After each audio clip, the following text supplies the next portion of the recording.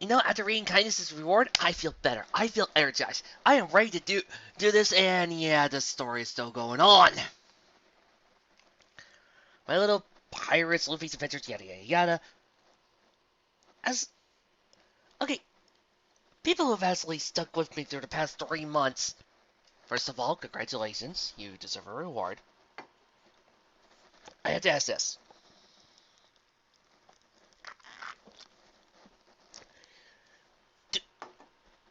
What has Luffy done in this fic? If any of you guys are non-One Piece fans, has this story encouraged you or made you want to pick up the manga? Because I think that's something a crossover should do if you aren't a fan of the other material, is actually make you want to read the rest. Has Luffy actually appealed to you at all in this fic? Has he done anything? Chapter 40 something.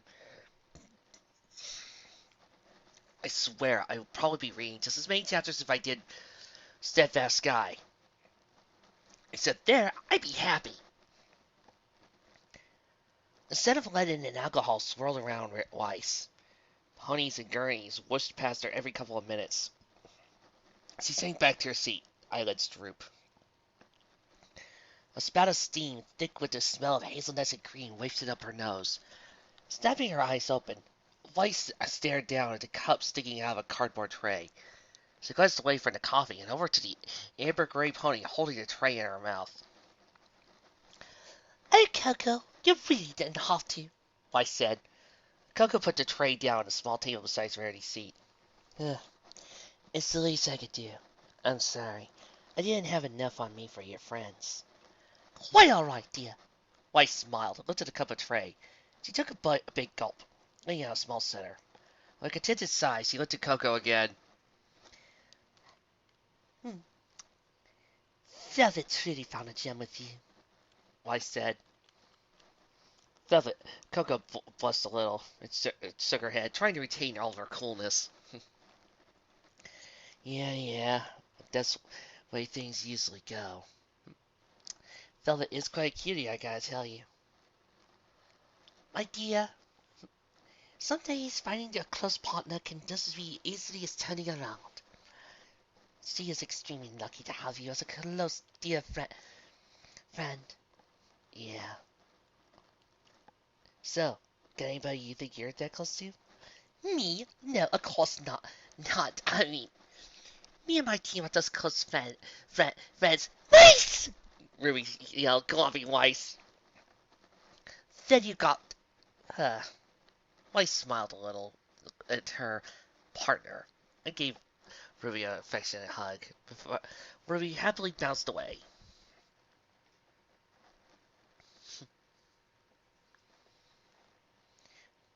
Of course, help getting back is gonna be a pleasure, Coco said, adjusting her sunglasses, taking another drink of her coffee. What? Weiss couldn't help us smile, claiming that some of the teams are sorry to get reunited, especially after what he had done. Though a part of her still worried about what was going on. So, Coco, want to continue with the script? Ah, fine, why not? Coco's eyes widened. Oh no, Miss Weiss. I couldn't possibly accept that after all you've done for her. Really? But everybody knows you just. Yes, I've done quite a bit to her, haven't I? Weiss shook her head. It's not opposite, Coco. I only brought it up since I think you're taking a small break from design to focus on tip collection, and the legacy of hopes could help around the boutique. Really? Everyone loves your designs, Coco gasped. There's a hot designer in Manhattan that doesn't want the secrets to your weaving techniques alone. A chill raced up Weiss's spine while Coco glanced over to the door next to their seats. Coco turned back. She paled, seeing Weiss's own ghostly complexion. "Oh no, Weiss. Something wrong?" she asked. "No. Weiss whispered. A pair of shades in that thing's grin snigger. She envisioned blood flowing down the white strings. She inhaled deeply, and the visions crept back into her mind. A sigh, she sunk into her sleep. It's nothing. I just don't do well with adjusting my sleep schedule like this. Coco gazed at the window down the hall. The edge of the sun climbed over the horizon, coloring the sky with an array of soft blues and deep purples. A few dawn's rays struck the jagged cell of Caroline Castle.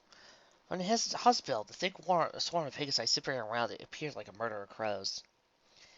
Coco turned away from the scene outside the hall. The door had jutted straight to the left. She gulped.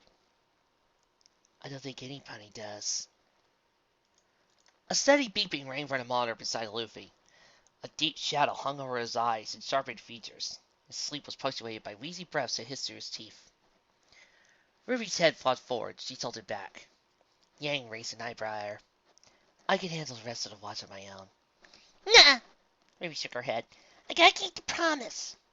Trust me on this. You're not gonna do yourself any better tucking yourself out.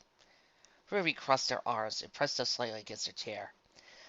Under Yang's stare, she lowered her head, mane drooped a bit. You had to do something, she murmured. Don't start thinking like that, Yang interjected. We did everything we could. Now we gotta keep our promise. It's what the idiot would have wanted. Both were quiet for some time. That last scene was so annoying, Yang. I get all broken out, and I just wanted to punch him in the face. I'm sorry for being so mean. We're all a little bit ticked off at that last moment.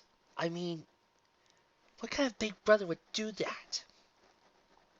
Just give up. I wouldn't give up on you, even if the whole world was against me. Vivi looked up, her silver eyes wiring as she looked at her dear big sister. While they were never related by blood, only on half a side, she loved her half-sister, as if she was a full sister. And for her, a half-sister was just as great as having a full one. Giving out a tiny little sniffle, Ruby hugged her big sister and whispered as she dug her head into Yang's shoulder. Yang, never leave me. Yang smiled as he hugged her sister close, patting her little sister on the back. I never plan on it. I'm always going to be there for you, Ruby. The two sisters just sat there for a while, hugging each other close.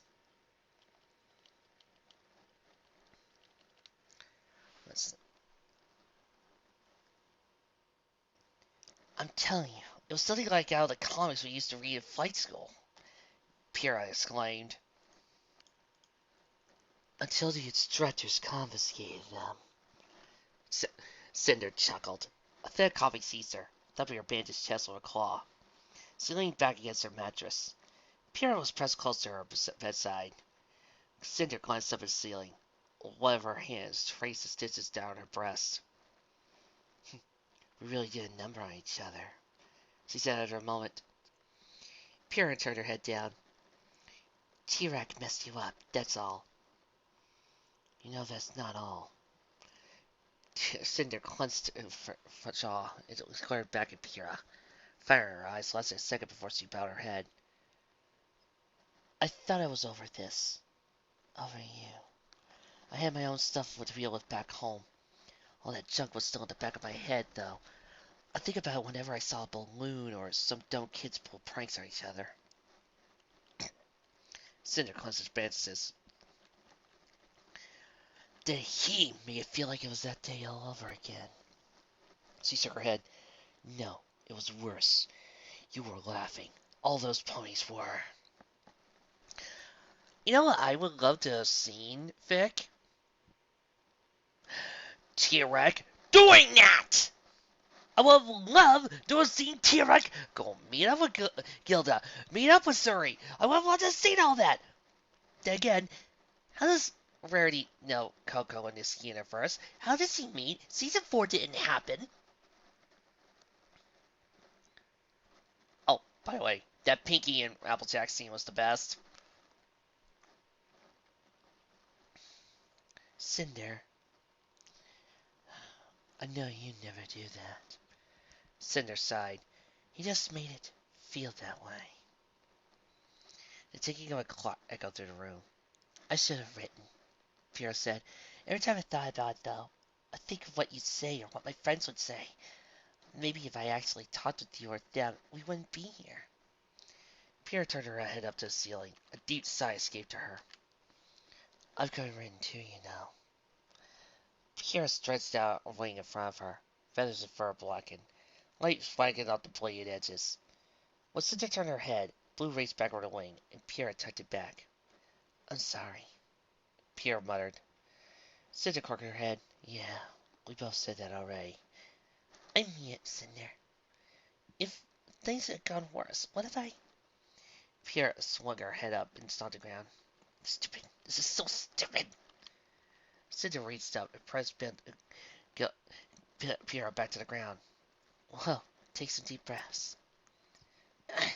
This isn't fair. We won. A bit of gas of Pierre's mane fell in front of her face. She hit her shoulders. It keeps feeling like we lost. You worried about the headmasters or something? Of course. That's not the real thing we did. Mind if I sit down?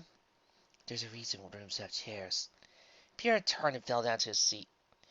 I know a lot of ponies got hurt, but this one guy, this jerk, didn't make him.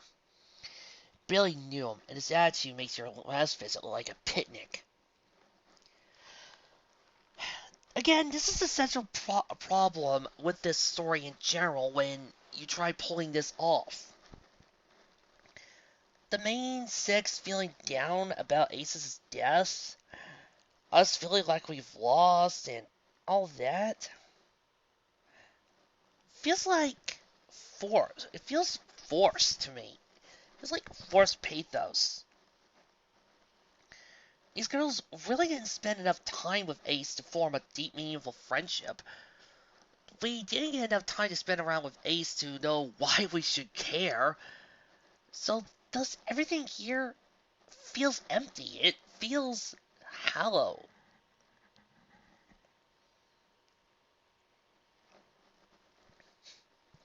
Cinder flinched like he had been hit by a small slap. He didn't deserve that, though. Pierre growled. And his brother! Please shouldn't sound like he did. I couldn't do anything. All this new speed and power, and I couldn't do anything. It would have been better if we had actually seen the attack, and it would have been better if Ace wasn't so emo and depressing about it. There was a knock on the door. Pierre and Cinder turned their heads at it. Ruby poked inside. She drew back, seeing Pierre's subset features. I can come back later. Pierre swept a leg across her face. Well, it's not good, Ruby, but what is it? I got a bit of a dizzy. I'm pretty sure I'm starting to do alicorn some point is about to get up. Pierre's eyes widened. Penny's about to get up? We need to get the rest of the girls. Alright, got it. Ying says Cino can't keep an eye on Luffy, so I'm off to get Lacey Uncle Krell. That just leaves... Pierre nodded. Blank. Blake's legs dangled over the edge of the river. Crash of a nearby waterfall, and the echo of hammers drifted into her ears. She watched some koi, smaller fish swim through the churning waters. There were yellow ones, silver ones, and red ones. Blake twitched. After all, she is a cat faunus. Meow. She just wanted to reach her paw in there and slip up some of the fish. Grass around her rustled, and the water rippled. Blake gritted her teeth and stood up. Something splashed to her left. She turned to blink. The morning sun shone off of Jinbei's scales, and the water dripping off of him. Miss Belladonna, I was wondering where you were, he said. He shook and loosened a small deluge to the ground. It's fortunate you were by this river. I just might have had trouble looking for you otherwise. Jinbei, now's not the best time. You really shouldn't get your wounds wet. If I avoided every injury, I'd be a laughingstock of fishmen. Jinbei's eyes sharpened. I've allowed us both time to recover, but now I feel I must have words with you. I really don't want to talk right now, Blake huffed. And you haven't wanted to talk with anybody these past few days either, Jinbei replied. Blake tensed up. Jinbei, go away now. I thought you might say that. Jinbei flexed his tail. How about a nice sparring match, Dad? What? No, not now. I suppose I misjudged you then. Jinbei frowned, allowing for his tusk-like teeth to dominate his face. I took you for a strong person, not a weak. A blanket host smashed into Jinbei's face, knocking him to the shallows of the river. Blake retracted her leg, and she glared at him with piercing eyes. I'm not weak. Prove it. Blake flew out. Her hoof raced towards Jinbei's head, but he threw up a leg and parried the blow. Blake snarled and twisted her body through the air. Her other foreleg rocketed at Jinbei, but he blocked that attack too. Just go away! Blake roared, while raining blows down Jinbei. But won't you listen? Because it'll do you no good brooding like this, Jinbei yelled. Look at yourself. Even your attacks are a mess. Blake glared straight at Jinbei. The blaze in her eyes seized him. Blake shot up, and her leg decked Jinbei right in the jaw. He flipped backwards and disappeared under the current. Hot breath blared out of Blake's mouth. She glared at the river with her legs shaking. Breathing in slow, the shaking turned to a tremble. No bubbles were coming up from the water. Oh no! A treadle of water shot out from where Jinbei had shrunk. It lashed out, wrapped around Blake's legs. A whirl spun as he smashed into the water into the shallows. But Jinbei loomed over her. His bulky frame was eclipsing the sun. Blake whimpered and closed her eyes. Scales brushed against her sides and wrapped around her torso. She looked down while Jinbei picked her up with his tail. With a grunt, he lurched over to his shore and deposited Blake onto the grass. He snorted and took a seat beside her. Ready to talk? Blake sniffled and turned her head away from Jinbei. I'm sorry. For that little spat? Think nothing of it. At times, fists, or hooves, are sadly the only thing we can turn to. Blake said nothing and kept her head turned. Jinbei stared out of the river. I fought many battles, he sighed. I have had attacks thrown at me calmly, in rage, and in sadness. I've dealt with such attacks as well. You're more of a pony of words, though, aren't you, Blake? Blake raised up and put her flanks and stared at the river. What difference does it make? That annoying, no good ace! He... I know. Ace was an idiot. I thought he would be stronger than this, but he's not. I lost somebody too once. We lost our dear captain. He and Ace were similar in many regards. Was he a wimp too? No. Their fierce nature and love for their families drove them to become men of great renown. Yet each also bore a great weight that boiled in their blood and burned away their lives too soon. We were like beasts in the days of our captain's death. When we weren't crying, we lashed out. When we weren't lashing out, we cried. I lost many companions to a rage from which they would never return. I saw that path ahead for myself as well. Blake watched as Jinbei turn toward her. There was another path, too. It was far longer than the other path, but its end lied with what had been in my heart from the day I stepped aboard my captain's ship. What was it? I think you have an idea. For me, it was my companions. My people, basking under the surface of the sun with smiles on their faces. My blood boiled for many years afterwards. But that dream kept me on the long path. So, Miss Belladonna, which way will you go now? Blake sighed and looked down at her chest and placed a hand on her heart. I'm going to see how everyone else is doing. I think they are ready to see you too. I bet he never even saw a single bit of treasure.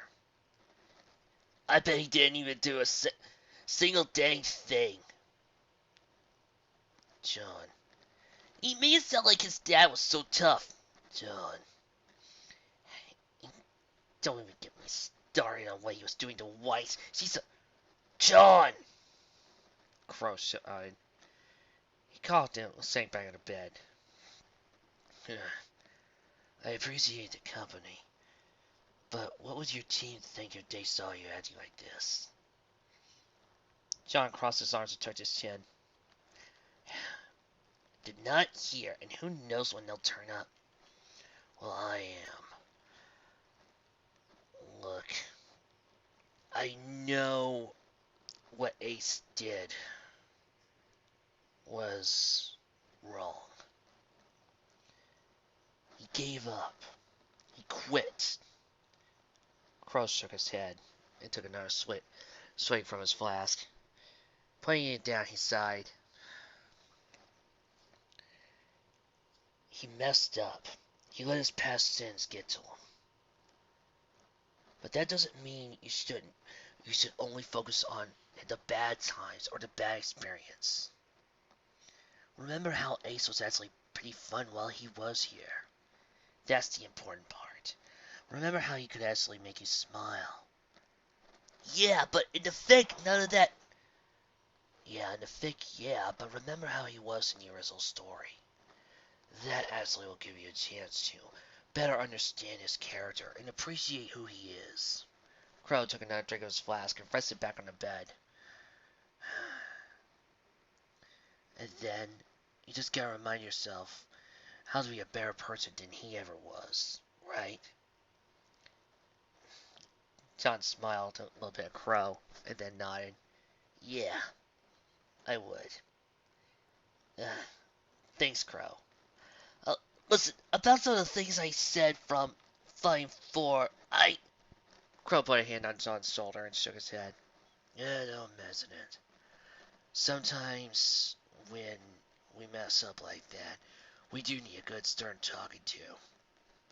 Helps keep us adults on our toes. It makes us realize how big of an idiot we can be. John gave out a small chuckle and turned away, hearing noises coming from Penny's room. Hey, I think Penny's awake. Talk to you later, Crow. Yeah. Then Crow noticed a certain red blur pass by both John and the door and over to him. I gave him a big hug. I'm glad you're okay, Uncle Crow. Ruby said with a big grin as he glanced and hugged her uncle deeply before skipping out of the room. Sometimes it's great having a little admirer. John nodded, yeah. John followed quickly the rapid sound of calls that rang from the stairwell. Blake and Pierre burst out, nearly ran into Weiss and Ruby. Is she up? Pierre gasped. Let's find out! Ruby giggled. The group made its way down the hall. The guards parted and let them into the room. Penny's mane frizzled out over the pillows and the sheets. The covers near her back shuffled around every now and then. The edge of a wing poked out on Penny's right. Soft snores accompanied the steady beep of the monitor beside her. You sure about this, Pinky? She doesn't look any different than before. Well, her mane's a mess. Weiss shuddered. I can see the tabloids now. Look, Blake called out. Penny's head tilted upwards. Her lips moved as if forming words. The monitor's speech clicking. Oh my gosh! Pierre darted over to Penny's side. Penny, can you hear us? Weiss darted over to Pierre. Be careful, Pierre. I want to make sure Penny's okay. Pierre shot back. Why should I be... Wait! Penny yelled as he sprung forward. She twisted around, fancy eyes sinking in the room. Catching her breath, she walked out to every pony. Girls, what's... She took another breath and sank back into bed. A groan came from beneath her. She peered over the side of the bed to see Pierre on the ground, clenching her jaw. Well, I did warn you. Penny hefted a bag of ice over to Pierre. She then turned to Penny with a smile that her face barely contained. You know the business. Ruby flew over as did every pony and wrapped her in a hug. Welcome back, Penny. I take it I've been a bit out since then. Penny chuckled. I guess I've delayed celebrations. The girls broke away from Penny and glanced down. Is something wrong? Penny asked. One of her hosts pulled back and scratched her back. I mean, aside from me nearly scaring Pierre.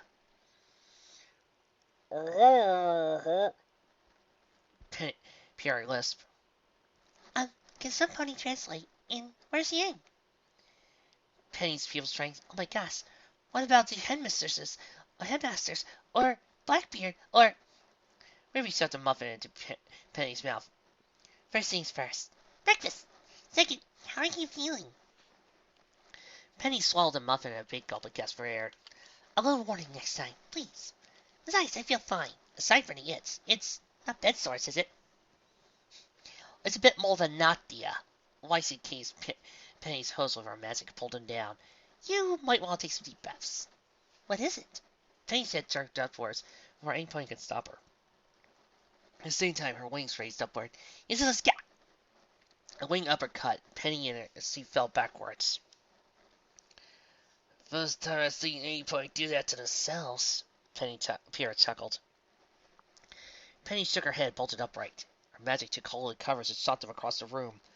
People shrank at the sight of wings stretching out of her back and flapping in every direction. What? Penny screamed. The wings rocketed back to her sides and hugged her back. A traveling hoof raced up and brushed against some feathers. A super duper alicorn now? Ruby exclaimed. Ruby? Weiss and Blake yelled. They both drew close to Penny. Believe me, dear, we were quite shocked too, said Weiss. But Pierre and I can teach you about wings. Blake squeaked. I mean, when you're ready, if you want to. That's nice. Penny glanced backwards. I can't even believe it. I have pictures as proof! Ruby waved her Polaroids around. I think I'm gonna lie down. Penny flopped back onto her pillow. She squirmed around for a moment with her wings stretching at her side. With a sigh, she managed to lean back. Okay. She pressed the hoof to her head. It flinched back to her side with contact on a slightly sharper, elongated horn. Penny took another breath. Need to focus. Yang, where? Floor below us, keeping an eye on Luffy. Ruby chirped. Oh, and Crow, Velvet, and John. Plus every pony that got turned into a nasty monster by T-Rex are okay too. And the princesses? Ruby bent her head low. We are still looking for them, Weiss said. The sun and moon have been going up and down, though. Just a little off schedule. Oh. Penny frowned and her wings bristled. I'm sure we'll find them. I mean, they had time to race along the sun and moon. That must mean they won, right? Weiss's eyes widened. I hadn't thought of that. I suppose that takes care of one matter. I do hope the gods find them soon, though. Poor Velvet has been working herself to the bone. I can probably help her out now. Penny grinned. You'll become a princess's personal soon without picking up some bureaucratic know-how. Ruby's left ear flopped down, her right lower leg curled backwards.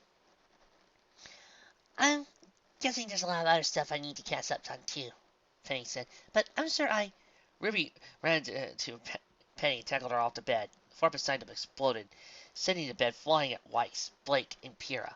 Pyrrha slashed through the air, and freshly cleaned hands on the bed crashed at the girl's sides. A groan came from the fresh hole. Yang splayed across the floor, covered in hoof imprints. Luffy teared nearby. A blooded drip bounced from her bed as onto the floor. Wild look had seized his eyes. His whole body shook from his clenched teeth to his rigid tail. It stretched out like an agitated viper, whipping against his flanks. Ace, he rasped. Where is he? Tell me! A hoof whipped through the air, smashed against the walls, and sent a shower of debris down at the girls. Past the battered door walls, 2 guards were now crumpled to the ground. Luffy protected his leg shot at another. It fluttered around and smacked the walls in a flurry of blows. And Flurry Heart was very adorable. A bit of red spill spewed out of his mouth with each guess he took. Tell me where Ace is! He wailed. Please, tell me that Ace, my big brother, who I've cared for so long, and respected and looked up to, did not just go out like a bitch.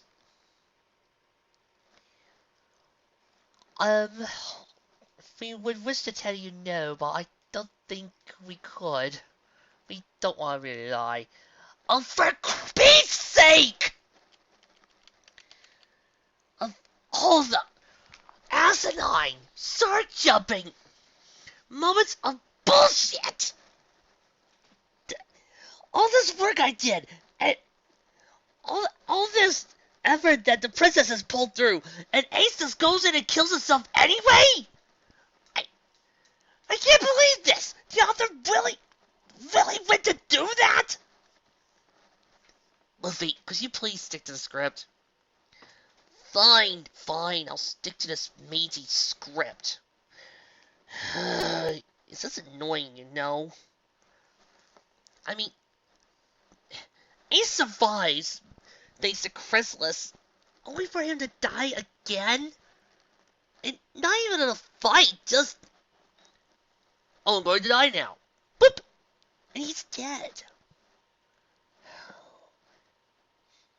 It just hurts is all. Penny sighed and walked over to Luffy and patted him on the shoulder. Then she pulled Luffy into a hug. It's okay, Luffy. It'll be alright. Yang nodded and gave Luffy another hug. I'm sure your big brother probably still was thinking about you, even if it didn't look like it.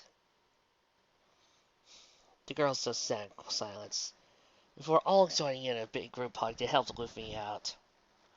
Luffy sniffled a little, still upset over what his big brother happened. Penny didn't realize she wasn't there for the events of the previous day. She looked at the group and asked, Is it something about Mr. Ace? Penny bit her lip. Did he get hurt? Weiss huffed and hobbled over to her hooves. Penny, we wanted to get back on your hooves first, but Ace... he... Don't say it, Luffy said. A blast of pressure exploded out of him and sent a chill over his spine. Penny's horn flickered and aura spasm. Luffy wailed and smashed the spell to pieces. Penny's head jolted back, and her vision blurred for a moment, but she remained on her hooves. I know... No, I don't want to go through this. Okay, I was excited when I saw that the author had saved Ace. I was thinking, cool, one more awesome adventure with my big brother. At least I get to see him in action. It would be so cool. But no, I don't get that. I just get, hey Luffy, I'm going to die soon. I never even got to see him fight. Luffy shuddered and looked down, tears starting to run down his cheeks. I never even got to see him in action. Luffy began to sniffle, trying to wipe his tears away. I just thought, that maybe this story would give me and Ace at least one chance to fight together. One more epic rumble. Luffy shook his head, but it didn't happen. I just wake up and see Ace just say, I'm going to die now. I'm worthless. Luffy continued to cry. Then he felt a pair of strong arms around him. Yang looked into Luffy's eyes. I know he didn't say it, but he still cared about you. Maybe, Yang shrugged his shoulders. In his own weird way, he thought that was the best way to show how much he cared. By letting you become your own man. I'm sorry you saw all that. I really am. I know how badly Ruby would be heartbroken if something like that were to happen to me and I would just give up.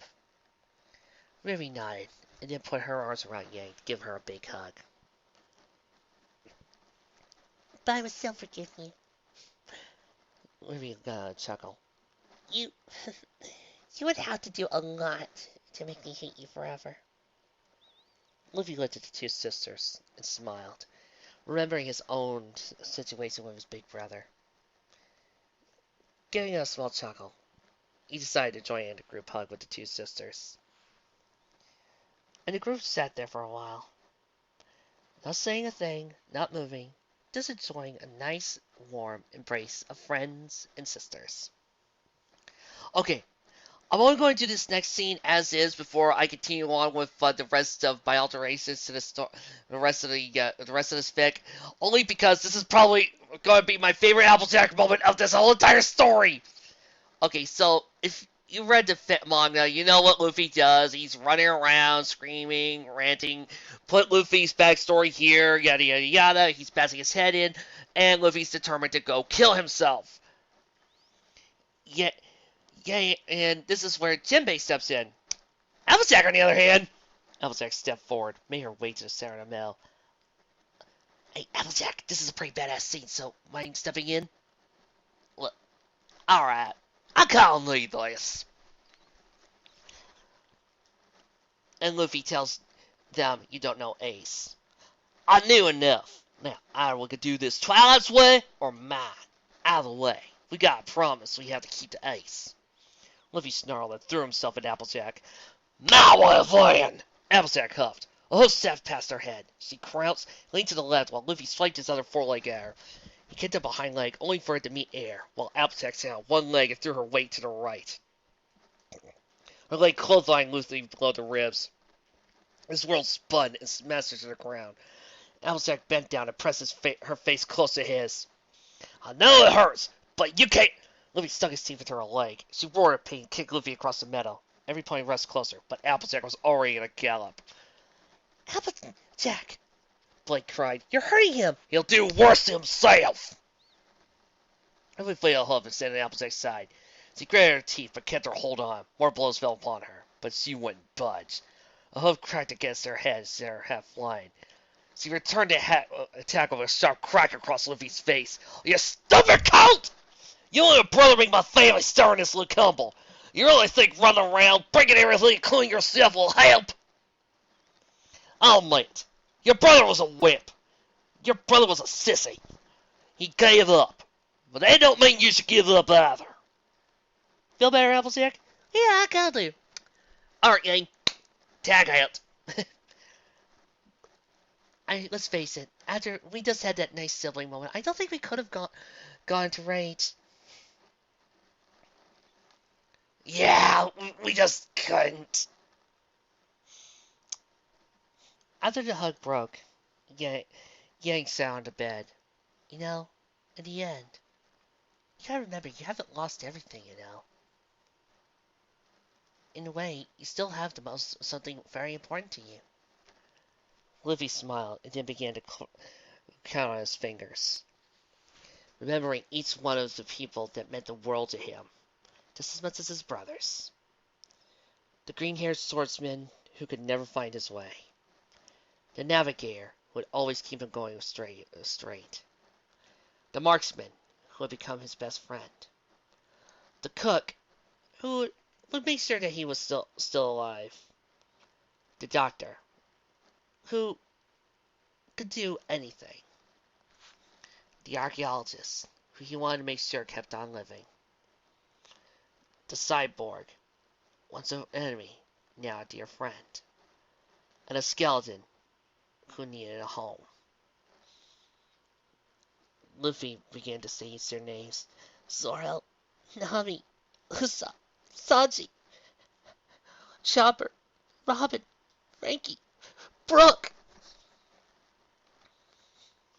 He just smiled. And everybody's face is clear. There was a flash of light on his flank.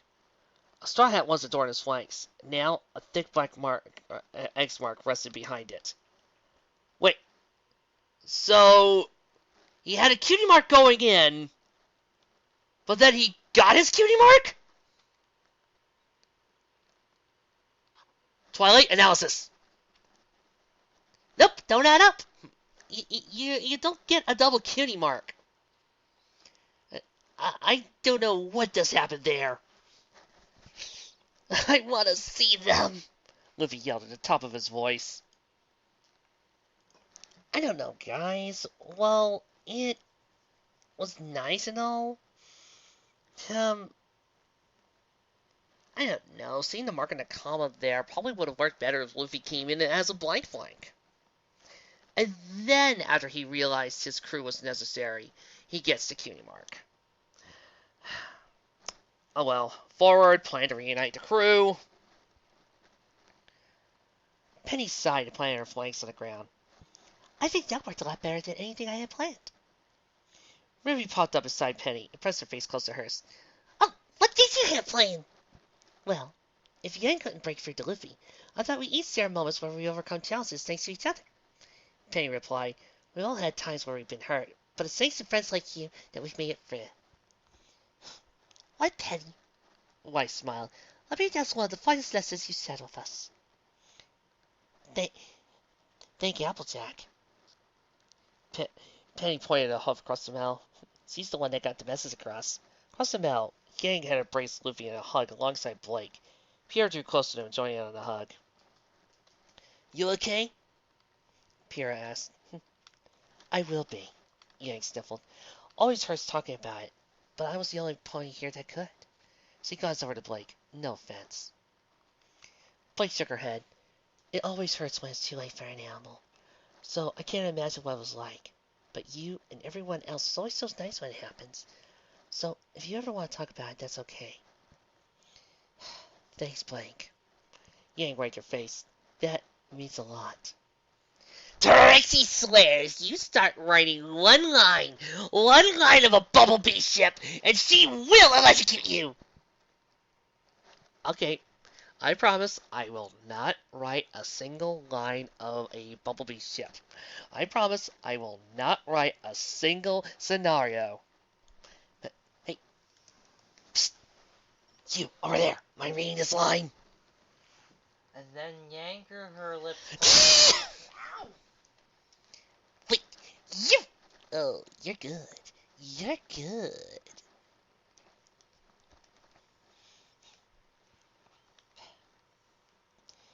Blake turned her head to Luffy. And you, Mr. Luffy.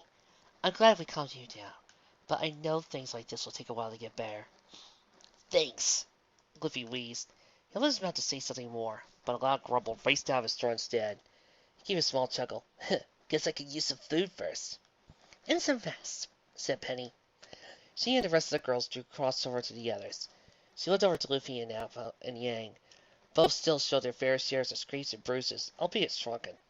Penny lit up her horn and floated Yang's jacket back to her. Why don't I send you to Ponyfield's hospital while I take care of things back in Caroline? Penny grimaced. The last thing they need now is another panic. Oh, send me too, said Ruby. Penny smiled. Let me guess. Congrats, you're an alicorn party at Secret Cube Corner? Close! Ruby beamed. She stood on her hind legs and spread four legs high in the air. Exactly! Congrats, you're an alicorn! And Luffy's better super party spectacular! Sounds like a plan. Penny giggled. She just straightened her face. I know what Luffy and Yang stressing themselves. The doctor says they need rest, though. I'm still not sure how strong my healing spell was, or what recovery effects regaining a cutie mark has. Still have no idea how that works. But if things work out, well, let's plan on it for tonight. Sound good? Of course! Six voice said in unison. With lots of food, Luffy added. He pressed the hoof to his stomach. Excellent. Can we eat now? Emergency cupcake! The cupcake Blake had produced for somewhere advances Luffy's void of a stomach. Got any more? He asked. Every pony chuckled, but they stopped when they felt a pulsation on their flanks. Save for Luffy, every pony's flanks was aglow. Ooh! Ruby exclaimed. Meep! That's new, said Yang. She looked over to Penny. Any clue what this is about? Penny brought a hoof to her chin. Well, we did just receive this horrific situation. Maybe it has something to do with our link to the elements. Or each other, Blake suggested. True. Penny looked over her friends and smiled, her horn lit up. We can think about it later. Getting you to the hospital comes first. Wait, Pierre called out. Penny raised an eyebrow. Yes? Do you want any pony to come back with you to Carolot? Asked Pierre. I mean, I'd be pretty freaked out if I woke up with a horn on top of everything else. I think I can handle it, Penny chuckled. I know there's a lot of stuff I need to catch up on, and even more stuff that I need to learn about being an alicorn. But I'm sure everything will be fine. Oh, Impera? Yes? As soon as things with the headmasters are sorted out, I'm going to need a skilled fight instructor. Sure thing. Pierre smiled. See you soon. I still cannot express my thanks. Jinbei said as he lumbered off the train behind Penny. Above all else, Ace desired his brother's safety. He just stowed it in a horrible, horrible, horrible, stupid way. Yeah, you helped out a lot too.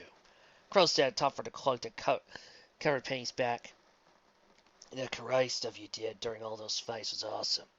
Sure you can't teach me a little? I would love to, Jinbei hefted his shoulders aside. but now with Luffy awake and put on the right track, I must make haste back to my home. Crow frowned. But perhaps you can visit sometime. Jinbei flashed Crow a smile. It'd be quite impressive to see the infamous Crow Branford right on there to help learn fishman karate. Crow's eyes smirked. He then noticed Penny. Sounds like a deal. Right, Penny? Of course. Just be a little patient. The trio came to a stop in front of Golden Nose Library. Penny sighed and the papers at her side struck lower to the ground. She looked back at Jinbei. Let me drop my things off, and then we can get to Sugaku Corner. Of course, Jinbei replied. You don't need any help moving all these things, do you? If I hadn't been on my hose all day, this would be nothing. Penny goes to her horn. Actually, I did the math on the train, and I should be completely right by now. Yeah. Being an alicorn has its benefits, said Crow. And disadvantages. Penny added. She looked down at the doorknob. A code case twisted to the left. Penny flinched when the sharp crack of wood groaned, metal bending beside the door. She sighed and pushed it open. All this new unfamiliar magic is still quite confusing. Surprise! The chorus of ponies boomed. The lights came on and revealed a mass of streamers and balloons now filled the library. A variety of snacks and beverages were piled high, and tables scattered around the shelves. Near the back, a band of Ponyville locals brought their instruments close and began to play. Beside them was a collection of spin tables manned by an electric blue mane jockey. Above this all hung a huge banner that read, "Congratulations."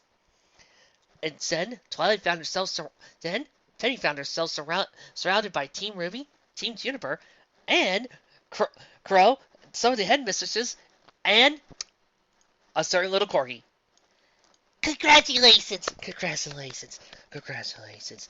Congratulations! Congratulations! Congratulations! Congratulations! Congratulations! Congratulations! Congratulations! Congratulations!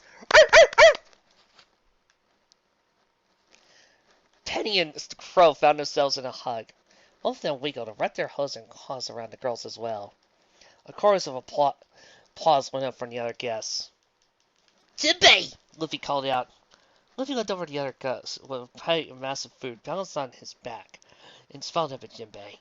In his smile, lowered his head to the ground. Thank you for everything, He exclaimed. Please, I do not deserve your thanks, but I'm glad to see you up in good spirits. Speaking of good spirits, Penny opened one of her saddlebags. Luffy's eyes widened when a straw hat floated over to him. I believe this is yours. Luffy snatched it up and placed it on his head with a wide smile. Thanks. A big huff then lifted a plate up to Jinbei's face. Penny grinned now and turned to the rest of the guests. Let's get this party started. The music flared up. Glasses clanked and dances were had. Every pony wore a wide smile while they sung and danced. Yang joined in every now and then, but kept mainly to the sidelines, along with Blake and Jinbei. Weiss was lost, and the sea of guests could sometimes be picked out socializing with various ponies. Ruby and Pyrrha remained on the dance floor for dance after dance.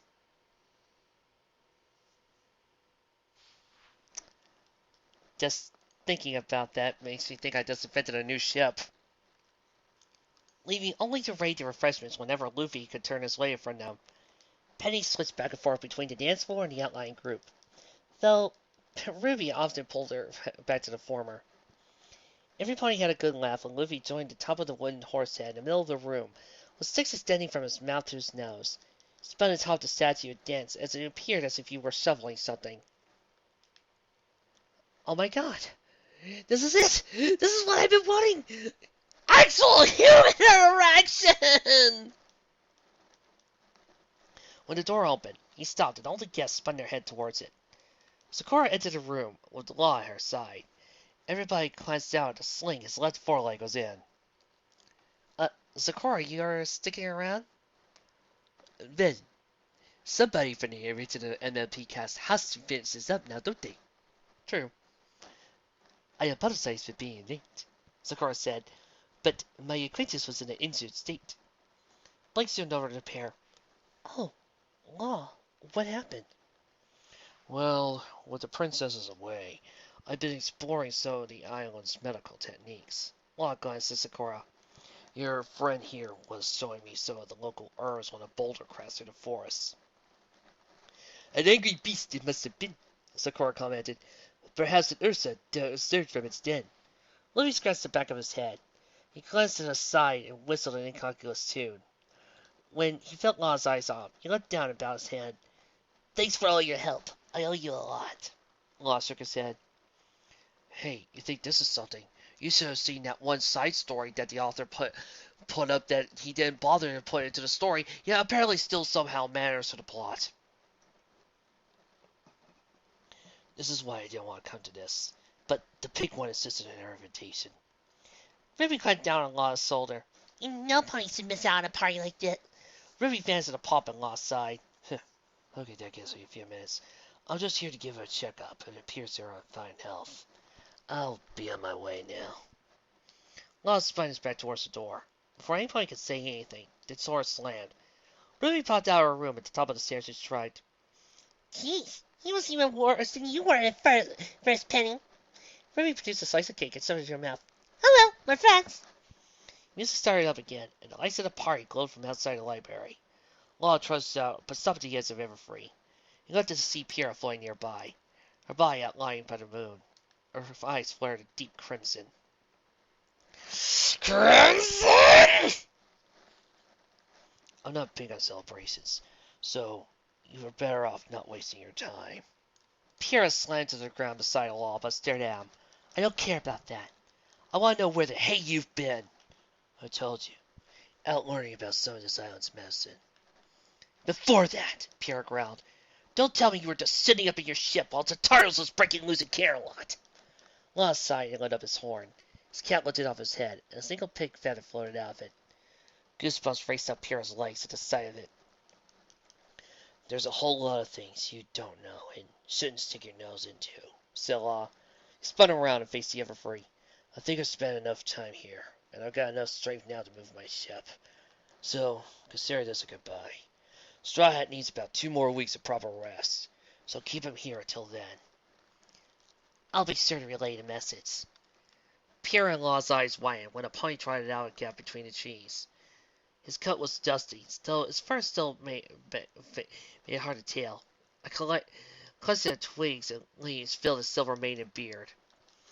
He looked at Dash and smiled. Unless you're be willing to tell Luffy. Who the hell are you? Pierre asked, Link sensing up. A friend. The door to the library opened, and Pierre stepped in. Guess I'll guess when the unfamiliar pony filled her in.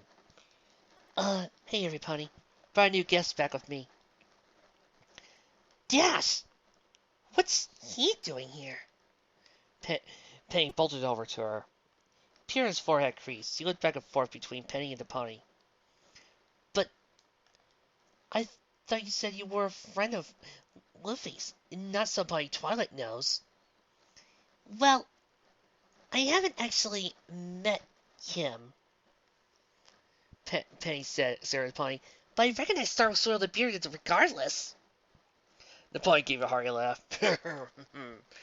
Oh, darn it. I really will own the captain for that bet. Wait. Are they saying that Raleigh created all the legends of Star Soul the Bearded, or that Raleigh and Star Soul the Bearded does happen to look very much like each other? Vic, you got some... I know I'm not going to get it, but you got some explaining to do, Lucy. That voice! Luffy jumped up. Across the room, Jinbei was too alert. Both of them rushed over to the door. Raleigh? Who is... Penny trailed off, looked over the pony again. While the main coat and face matched, the black crown on his flanks and the scar across his right eye didn't fit with the historical depictions. The resemblance and the pressure she felt coming from the pony added to her confusion. My apologies, Raleigh said. As I explained to your colorful friend, I'm an acquaintance of Luffy. That Kuma jerk sent you here too? Luffy, you're silly. thinking Kuma's got any chance against Raleigh. Don't you know? Raleigh's a god. Seriously, you could probably take on all three admirals just by drinking a lot of booze. I swear, I bet he and Genkai trained together in the mountains. And this is why certain species of monsters don't exist no more. One day, Genkai and Raleigh went hunting. There were no survivors. T-Rex is afraid of nothing. Unless your name is Genkai. Or Raleigh. I swear, one time I saw Raleigh go into a match against Elder Dragoro, Frieza, and Dio. They wanted a handicap. The villains wanted a handicap to face off against Raleigh.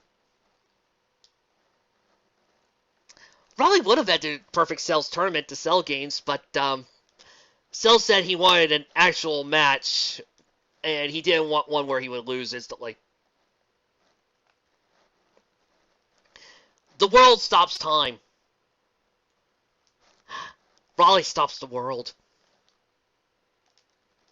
I'm honest, I mean, one time Dio was fighting Raleigh, and Dio went, "The world!" And Raleigh just said, "No." And time resumed normal. Then Raleigh proceeded to plunge Dio out, grab a few drinks, and then walked home. To safety. It may seem like I'm bragging on how awesome Raleigh is, but no, I'm not. Raleigh is awesome. Not quite. Discussing this in private with a bias. With your friends as well. All the girls, Luffy, Jinbei, and Raleigh. See? This is not a arcade striker fic. I would have had to list all their names. Sat at the round table in front of the middle of the cute corner. They could still faintly hear the sounds of the nearby party, but the music had died down by the time they left. Why leaned back in her chair. I just don't believe it. To think this Kuma fella was doing all this so he could actually save your crew. It bodes well for the rest of your crew, though, Jinbei said. They're also probably on islands now, looking for ways to get back. Great! Luffy exclaimed. We've all got favorite cards, so it'll be easy to get back to the ship. Are you sure about that? Said Raleigh. Kuma spared you a terrible fight. One all too common among rookies. A heavy silence fell upon the group. Luffy shuddered. I have a suggestion. But I'll need your girls' help as well, said Raleigh. Anything to help out Luffy, said Pyrrha. That's what we promised Ace. I'd like you to use the helmets to free Discord. What? Everybody save Jinbei screamed. Are you nuts? Pyrrha exclaimed. We just got through fighting the biggest bad guy yet. You want us to unleash an even worse one? Yes, we're still going to try to give Discord his balls back, even though this fake decided to remove them. Yang clamped a hoof on Pyrrha's shoulder. It brought her down to the table. She didn't stare at Raleigh. I've got about 100 questions about what you're thinking and how you know about Discord and the elements. But Pyrrha's got a point. We're in no shape to deal with Discord, especially with the headmaster still missing and Blackbeard still on the loose. Oh, I am. Raleigh breathed deeply, but then smiled. I'm not sure about the princesses, but I doubt Blackbeard will be troubling you. Let me guess, Raleigh. You went over to Blackbeard, looked down straight in the eyes, and just when Blackbeard was about to laugh, Zah! No. Blackbeard then went up and proceeded to run away. What? That's what I would do if I was facing down against Raleigh. Ruby rubbed her chin. Now what makes you say that? Well, while I was swimming here, I came across a ship along the coast. Raleigh's eyes became hidden behind the glare of his glasses. I must say I had caused him a little trouble. I doubt they'll be bothering you anymore. Personally. Penny sunk into her tail for a stream to straighten up. That's relief to hear, but still leaves the matter of Discord. What Equestria could he do to help you, or any pony for that matter? And once again, we're still trying to make him intimidating, even though apparently Luffy was able to win in one round. Yeah, don't know how that happened. Discord's a reality bender. It would take me and Genkai at least 100 days to actually maybe do a little damage to him at his best. And Genkai was able to beat Boo. No way. Really? Genkai beat Boo. Raleigh nodded. Yep. Genkai met that little fat tub of lard one day while he was walking. Then proceeded to return his candy turning ray back on him. Genkai enjoyed that chocolate bar like hell. There's a certain island I want to go to help Luffy with his training, Raleigh explained. Getting there's a bit of a problem without the proper ship, though, and I doubt the materials to craft one exists in Equestria. I don't feel like swimming all the way, and I don't feel like wrestling and taming another Sea King to get there. I think we should do it. Everybody turned their heads towards Blake. She nodded. Blake, dear, do you mind explaining? Asked Weiss. Well, Blake stood up and revealed her cue mark was glowing. There's this. That could mean anything, said Pyrrha. Yes, but honestly, Blake said, I've always felt bad for our little Discord. Pyrrha let out a groan, but Ruby said to her mouth slut. But he doesn't mean it, said Ruby. You said it yourself. I know. But he seems so angry. Maybe if someone actually talked to him, he wouldn't be as bad. I'm more on the side of keeping that monster in stone, said Yang. But we can always use the elements after we free him, and he helps out Luffy. I'm not sure, Penny stared at the table. T-Rex was right about one thing. We've been using the elements a lot lately.